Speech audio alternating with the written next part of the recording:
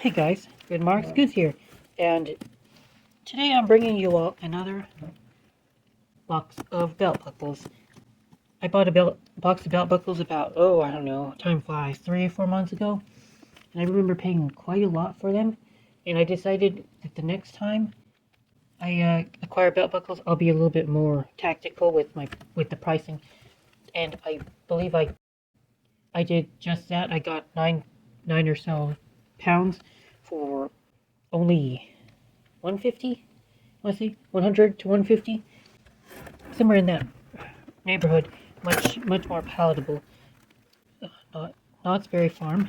Okay, maybe it's vintage. I don't know. Maybe somebody will want it. I'm not sure. Okay, let's now take another look at this one. Is just a basic brass piece with an eagle.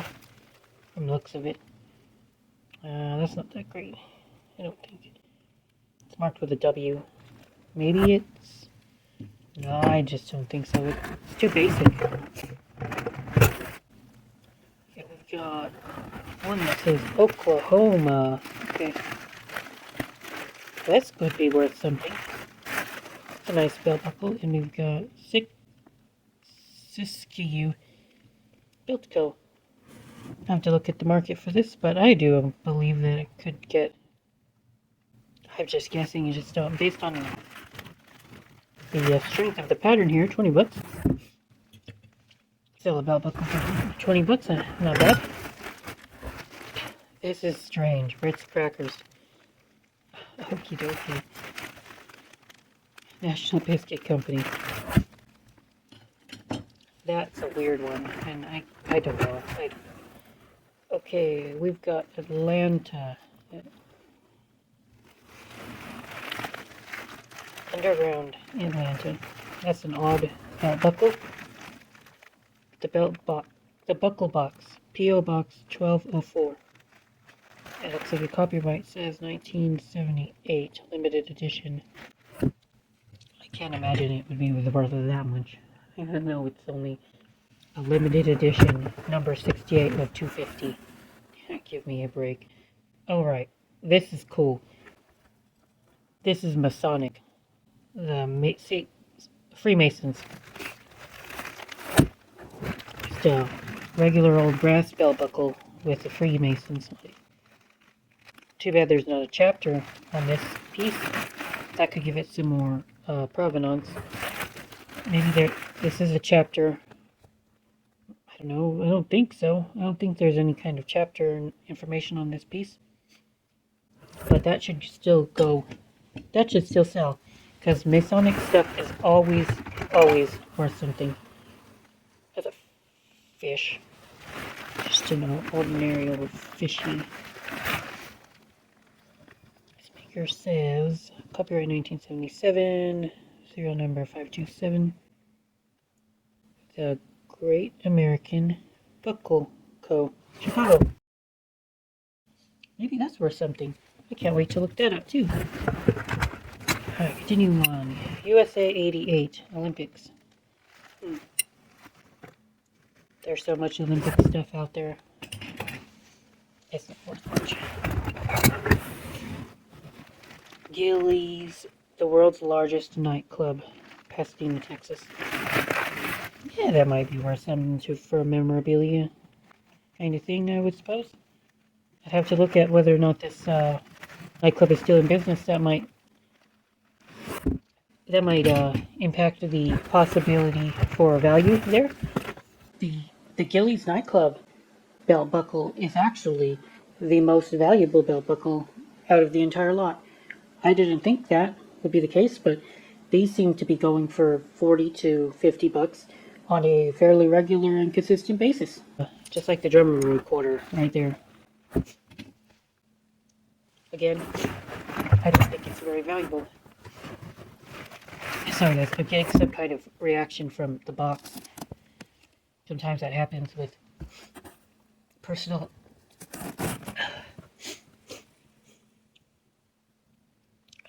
boxes. I get a kind of sensitive to perfumes that maybe the workers were using when they were handling the pieces.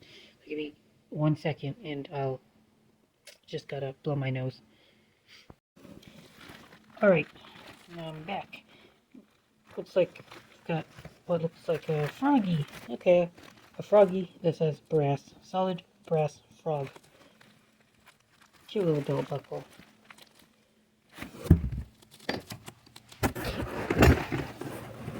Couple bucks probably. Alright, so we've got what this Tiffany Studio, New York, number 67. Get all that oxidation here. It's like this was dunked in salt water, but it says Tiffany. Tiffany. What? Oh wow! Look at that guy. What is going on here? It's like a firefighter. What could this possibly be worth, guys? And it's on red enamel, I guess? Brass on something. That's kind of insane, though. If it's Tiffany, anything by Tiffany is worth a lot. The Tiffany Studio one. So, I ended up looking at an article, and I had no idea. There's always something to learn when I buy a box, and that's the fun about doing this stuff, and I love it. I love doing the research. I love learning about the companies and just understanding the market for these different things. But apparently, there was a part in there was a time in our history where everybody went absolutely insane over antique belt buckles. So what ended up happening is that millions of these were faked by a businessman. I believe he lived in England. He was British, and he imported thousands and thousands and thousands of belt buckles that were supposedly made by Tiffany, but they never were made by Tiffany. Instead, retailers still took them in anyway and sold them like they were legit Tiffany, and there were so many made that it's hard for experts even to this day to be able to distinguish a real Tiffany belt buckle from the thousands and thousands of fakes. And I imagine that this one's one of those fakes. Just some piece of trivia or something that, might actually help you all out if you ever encounter an auction or looking at a flea market and you see a Tiffany belt buckle that says Tiffany Studios. Maybe get a little bit of caution, because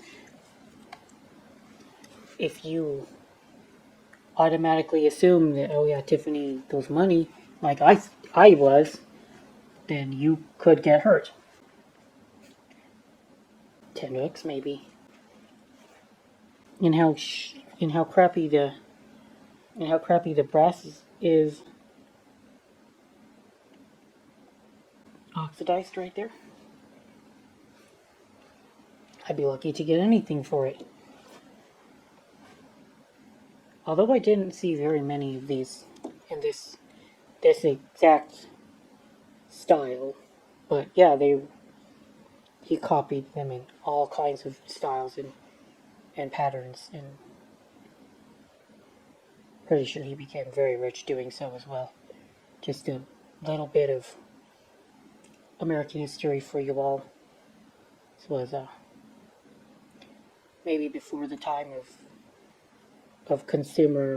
as much consumer controls and consumer protection, but y'all see consumer protection is dog shit in this country anyway.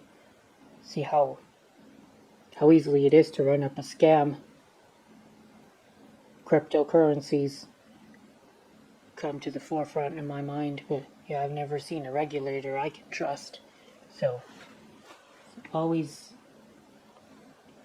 Always buyer beware. That's what this belt buckle teaches me anyway. Wow, I have to look into that one. Have to do my due diligence, as they say. Oh, got a wizard over here. Got a wizard. Looks like he's got the wizard ball here. Probably be a lot later than tomorrow. Okay, so what we've got here is the bag of very plain Jane belt buckles. I'm not even gonna bother opening it because this isn't what I want from my Goodwill boxes at all. Kind of lame, guys. Kind of lame here.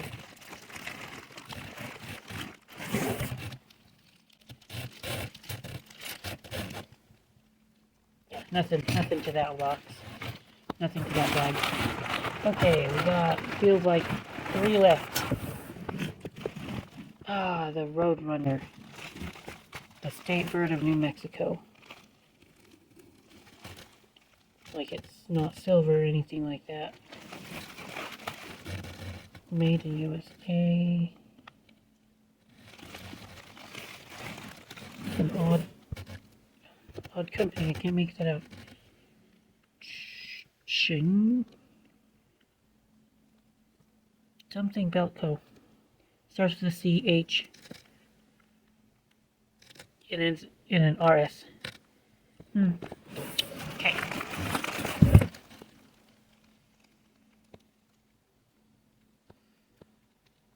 Chimers. I think it's Chimers. Right, well. This one, okay, we got, looks like Pittsburgh, Gator Bowl, Clemson. That might appeal to a certain type of collector, maybe. Hopefully. And here we are with oh no, there's more than I thought. Alright, I thought the video was almost over, but I found more in the back of this box here.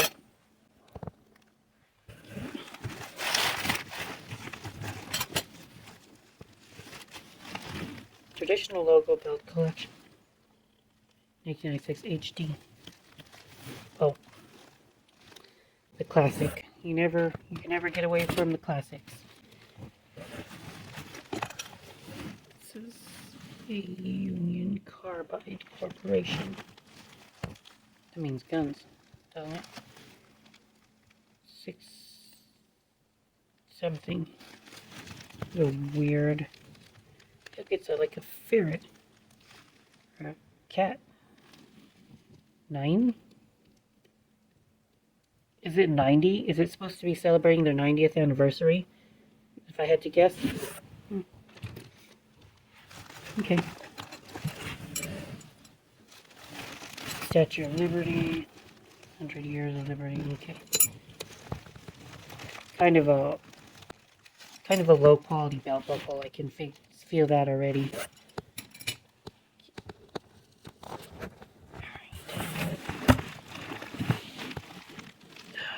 Okay.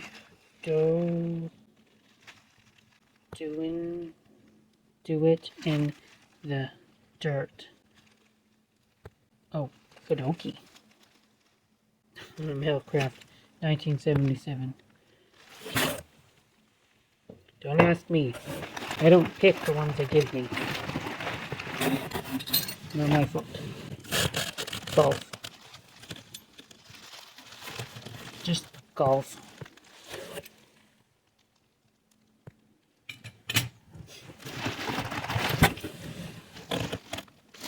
Lame one. Ooh, left. Okay, let's do some left.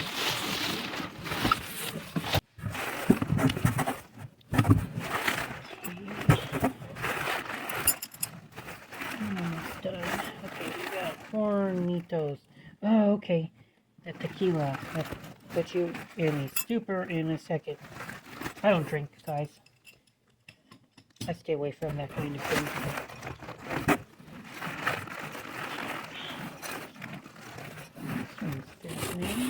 Oh, the heck. Livingston Wells and Co. Australia, foreign and domestic gold dealers. I wonder if this is collectible. London and Paris. This seems very, very vintage, given the patina on the metal. I would say it's definitely a patina on the metal, since it's not like they made this yesterday. Nope. There's an absolute billion of these. So, not old. It's a reproduction or some kind of modern piece.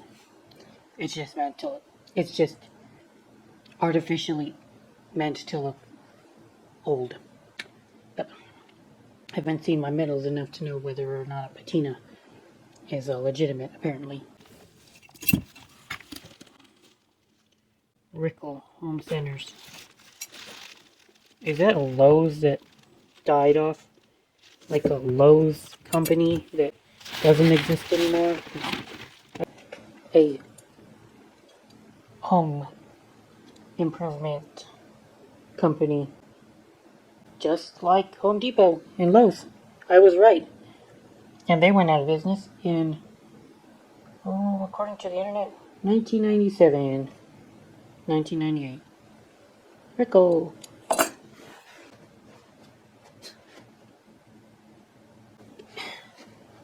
Is it worth anything? I mean, are there collectors for this kind of thing? I don't know. But I tentatively, because I don't know, I will tentatively appraise this at $7,000. Anybody who watches my video and wants it for $7,000, go ahead and leave a comment down below, and we will get you on your way with your belt buckle.